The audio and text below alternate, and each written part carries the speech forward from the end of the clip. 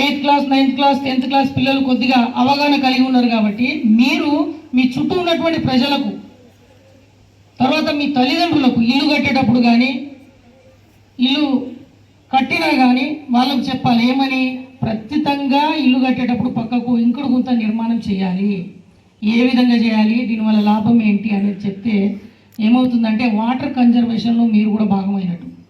అర్థమైందా? ప్రతిదీ డబ్బులు పెట్టుకొని కొనాలంటే కష్టం.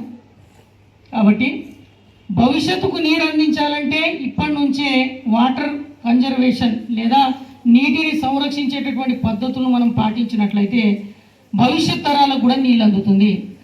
మరి ఇళ్ళ దగ్గర చేయొచ్చా అంటే మీ స్కూల్లో కూడా ఒక ఇంకుడు గుంతను తవ్వుకోవచ్చు, ప్రాబ్లం లేదు. ఇక్కడ కూడా వాటర్ యూజ్ చేస్తారు కాబట్టి ఉంది. నిన్న నేను అడిగిన సోక్పిట్ ఉందని చెప్పిండు కాబట్టి మీ దగ్గర కూడా ఉంది, ఇండ్ల దగ్గర, తర్వాత నెక్స్ట్ కొన్ని రకాల ఫ్యాక్టరీస్ దగ్గర, దాని తర్వాత చేన్లలో, ఇట్లా ప్రతి దగ్గర మనము వర్షం నుంచి పడేటటువంటి ప్రతి నీటి చుక్కను ఒకవేళ ఒడిసి పట్టినట్లయితేనే భవిష్యత్ తరాలకు తాగడానికి నీళ్ళు అందుతుంది. కాబట్టి మీరందరూ నీటి గుంటలు లేదా ఈ స్మోక్ పిట్స్ను ఏర్పాటు చేస్తారా? చేయాలన్నా వద్దా? చేయాలన్నా వద్దా? గట్టిగా చేయాలన్నా? మరి అందరు చేసినా మీ ఇంటి దగ్గర ఉన్నాయా స్మోక్ పిట్స్? ఉన్నాయమ్మా?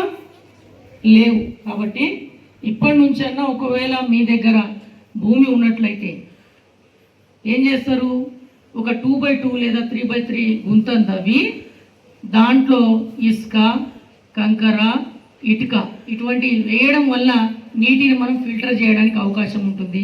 దీనివల్ల వాటర్ కన్జర్వేషన్ అనేది జరగడానికి అవకాశం ఉంటుంది. ఓకేనా? కాబట్టి ఖచ్చితంగా భవిష్యత్ తరాలకు నీరు नहीं आते उसे क्या हो रहा, आपका जो भी खर्चा है वो बच जा रहा. ठीक है? కాబట్టి మీరందరమ్మా ఖచ్చితంగా మీ ఇంటి లోపల ఇంటి బయటల ఈ దోమలకు కారణమైనటువంటి ఏవైతే ప్రదేశాలు ఉన్నాయో వాటిని క్లీన్ చేసి శుభ్రంగా ఉంచుకోండి. వ్యక్తిగతంగా శుభ్రం ఉండండి, మీ ఇంటిని శుభ్రంగా ఉంచుకోండి. మీ చుట్టుపక్కల శుభ్రంగా ఉంచుకున్నట్లయితే మనము ఈ అంటువ్యాధుల నుంచి బయటపడడానికి అవకాశం ఉంటుంది. మీరందరూ మరి మీ కూలర్లలో ఉన్నటువంటి నీళ్ళను తీసేసిలా? తీయలే.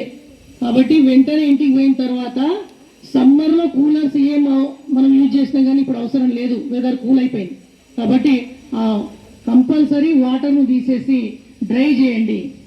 దాన్నే మనం ఏమంటామంటే ఫ్రైడే డ్రై డే అంటాం. ఇక్కడ చూడండి క్యాప్షన్ ఉందా, ఫ్రైడే డ్రై డే.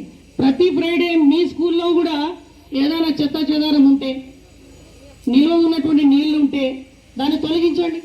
అట్లనే మీ ఇళ్లలో ఉన్నటువంటి నీటిని చెత్త చెదారాన్ని ప్రతి శుక్రవారం క్లీన్ చేసి మీ ఇంటిని నీట్గా పెట్టుకోవాలని ఈ సందర్భం కోరుకుంటున్నాం. ఓకేనా? నెక్స్ట్ మూడోది ఇంకొకటి